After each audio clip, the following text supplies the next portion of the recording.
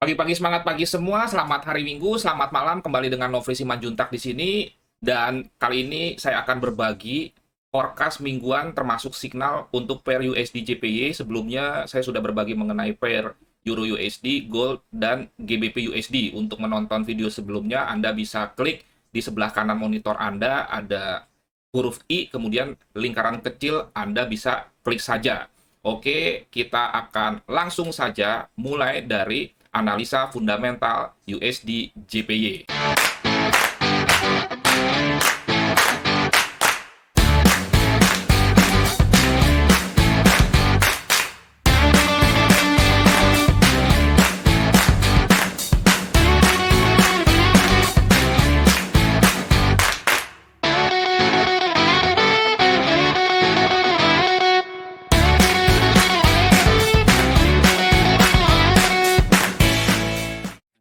Kalau kita bicara mengenai analisa fundamental pair USD JPY, tentunya kita tidak terlepas dari kondisi ekonomi negara Amerika dan juga Jepang. Untuk fundamental Amerika, rasanya Anda sudah mendapatkan lengkap di pair Euro USD, Gold, GBP USD yang sudah saya bahas sebelumnya. Kali ini kita akan bahas mengenai fundamental negara Jepang, tapi sebelumnya jangan lupa dukung terus channel ini dengan BPJS, bayar pakai jempol saja. Karena biasanya materi-materi yang mengandung edukasi tidak terlalu diminati, kebanyakan orang senang dengan flexing atau kesuksesan tanpa memahami atau mengetahui prosesnya. Sekali lagi, supaya channel ini bisa bertahan dan saya terus semangat berbagi, dukung terus dengan komen, dan yang paling penting share di media-media sosial milik Anda. Daripada Anda share mengenai hoax dan hal-hal yang tidak berguna, lebih baik untuk bisa membantu pemula di bidang trading supaya tidak sembarangan investasi, tidak sembarangan entry, bisa membagikan video-video yang sudah saya upload dari mulai dulu sampai dengan sekarang, dan itu jumlahnya sangat banyak sekali. Oke, sekarang kita masuk mengenai negara Jepang itu sendiri. Kita sudah tahu bahwa sebetulnya tidak terlalu ada yang signifikan dalam kaitannya kebijakan moneter dan kebijakan fiskal dari negara Jepang sendiri, sehingga paling yang bisa kita amati adalah soal suku bunga yang juga sebetulnya tidak ada perubahan, di mana Jepang ini suku bunganya minus dan inflasinya juga kecil, sehingga sangat kecil terjadi peluang kenaikan suku bunga.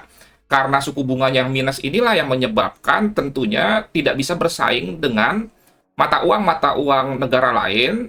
Pada saat misalkan ekonomi baik atau tumbuh, maka mata uang yen ini sama sekali kurang dilirik karena suku bunga yang kecil ini. Tetapi biasanya kalau misalkan situasi politik ekonomi dunia sedang tidak kondusif, barulah yen ini menjadi daya tarik tersendiri, sehingga sekarang Anda paham kenapa kebanyakan yen itu melemah dan mata uang negara-negara lain menguat pada saat ekonomi itu sedang bagus-bagusnya. Dengan demikian juga kalau Anda perhatikan yen dibandingkan dengan mata uang lain, itu semuanya gerakannya mirip.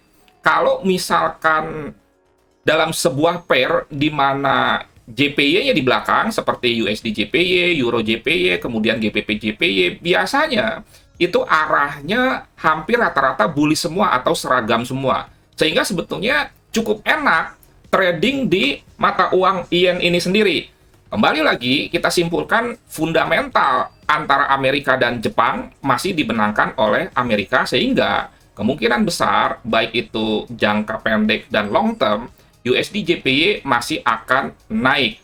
Lanjut ke analisa sentimental dengan memperhatikan data pergerakan Commitment of Trade dari institusi besar. Masih sama dibandingkan dengan sebelum-sebelumnya, di mana kepemilikan institusi besar akan posisi short itu jauh lebih besar dibandingkan dengan long, sehingga untuk mata uang bukan pair yen itu tendensinya turun atau sell. Terjadi sedikit perubahan saja, memang ada kenaikan di longnya tetapi tidak signifikan, alias hanya 1% saja, dan ini juga tetap tidak menyebabkan USD JPY secara teknikal menjadi turun. Sehingga bisa disimpulkan sejauh ini sentimental tidak ada perubahan dibandingkan dengan periode-periode sebelumnya, di mana USD JPY masih tendensinya bullish. Sekarang kita masuk ke analisa teknikal, dimulai dari seperti biasa weekly. USD JPY sejauh ini masih stabil naik ya, karena terjadi koreksi pun hanya terbatas dan tertahan, di mana mantan resisten yang di breakout akhirnya menjadi support baru. Ini sudah saya mapping, sudah saya gambarkan kalau Anda mengikuti forecast-forecast saya dari sebelum-sebelumnya.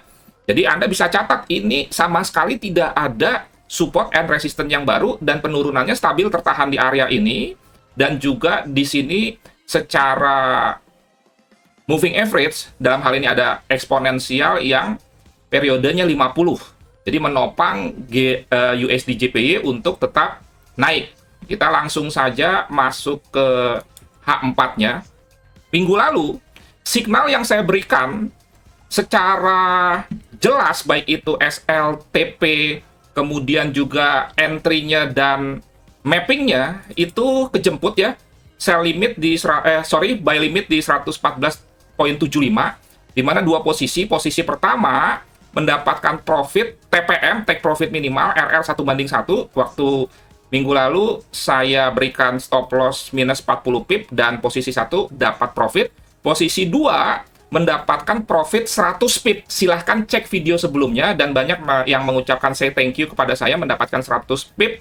Berarti RR-nya 1:2,5. Jadi silakan Anda cek 114.75, tutup di 115.75, mengantongi 100 pip.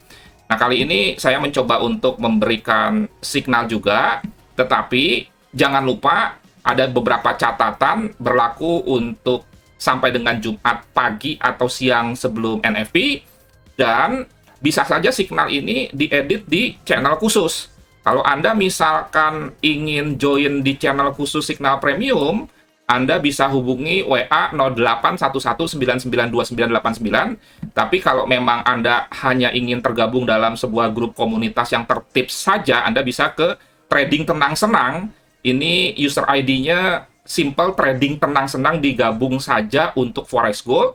Untuk cryptocurrency, Anda bisa ke TTS Crypto. TTS ini Trading Tenang Senang, kriptonya bahasa Indonesia. Jadi welcome buat yang mau gabung. Tetapi jangan lupa sebelum Anda posting, baca dulu rule yang ada di pin message sehingga Anda tidak salah. Karena di sini dilarang untuk pamer-pamer profit, posting tanpa ada trading plan yang lengkap dari mulai entry, exit, dan juga mappingnya. Kemudian juga biasanya saya menginput signal itu langsung dua posisi, di mana harga entry-nya sama, demikian juga SL-nya. Yang membedakan tuh TP-nya, di mana posisi 1 TP-nya RR 1:1, sehingga kalau SL minus 40 atau 50, TP-nya juga plus 40-50.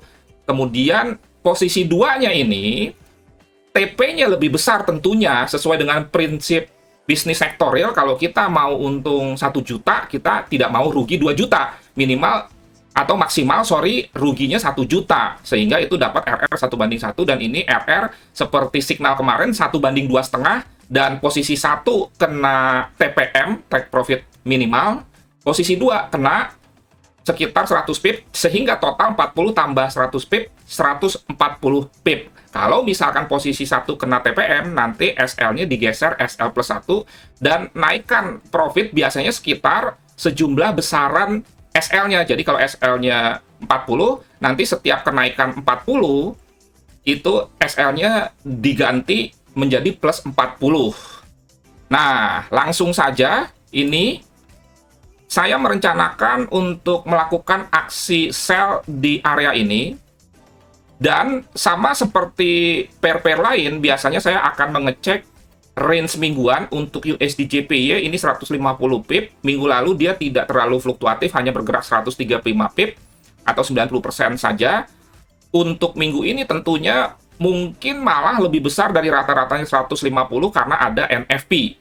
Sekarang kita ambil saja patokan 150 pip dan saya letakkan di sini. Nah, ini 150 pip, Anda bisa lihat di sini. 149,4 lah ya. Kita bulatkan 150. Jadi saya berharap turun dulu, kemudian nanti ada bounce di sini. Dan untuk signal, saya bisa memberikan buy limit sekitar harga ini langsung. Nah ini ya, 114.95 saja, biar bulat. 114.95, sehingga bisa kita lengkapi di sini. Buy limit. Sekali lagi, jangan lupa ini signal berlaku sampai dengan pagi atau siang di hari Jumat menjelang NFP ya. UJ 114.95, jadi di atas signal sebelumnya. SL-nya saya bikin minus 50, berarti 114.45. Kemudian potensinya sampai ke sini. Ini kita lihat high-nya berapa? 116.34, kita bikin 116.25 di bawahnya. 116.25 ya. 116.25, berarti TP-nya sekitar entry-nya 114.95, TP-nya sekitar 130 pip. Berarti RR-nya sekitar juga 1:2,5 ya. Sehingga kalau kita gunakan fungsi yang ini posisi pembelian, kira-kira risk and reward-nya bisa kita dapat dengan perbandingan yang cukup baik ya. Ini Anda masuk sekitar 50 pip ya.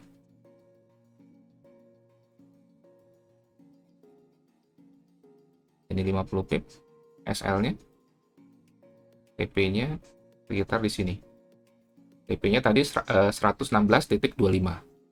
116.25. Nah, kira-kira seperti itu ya, tidak persis-persis. Kali yang penting Anda paham. Nah, ini range mingguannya. Jangan lupa bisa lebih besar karena adanya faktor NFP ini range mingguannya nih.